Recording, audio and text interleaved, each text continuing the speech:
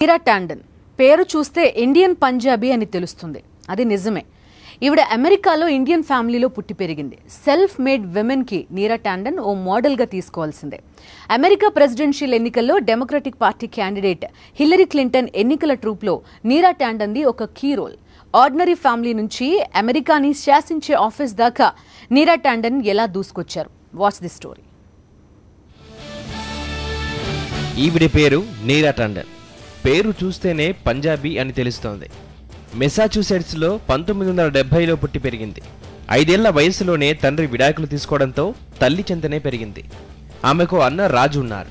California యూనివర్సిటీలో పరిచయమైన artist Ben ఎడ్వర్డ్స్ను ఆమె వివాహం చేసుకున్నారు. వారికి 2 సంతానం. ఏల్ యూనివర్సిటీలో 1996లో నీరా లా డిగ్రీ తీసుకున్నారు. గవర్నర్ మైకేల్ దుకాకిస్ అమెరికా అధ్యక్ష ఎన్నికల బరిలో దిగినప్పుడు ఆయన ప్రచార బాధ్యతలను స్వీకరించారు నీరా.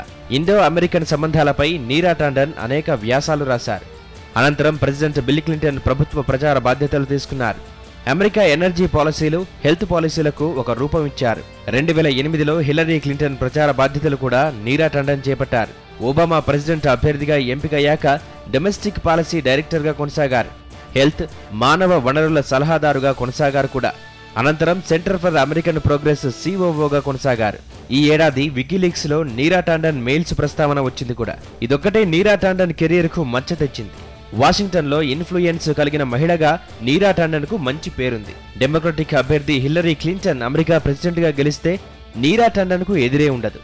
సాటి భారతీయులుగా మనకందరికీ అది గర్వకారణం.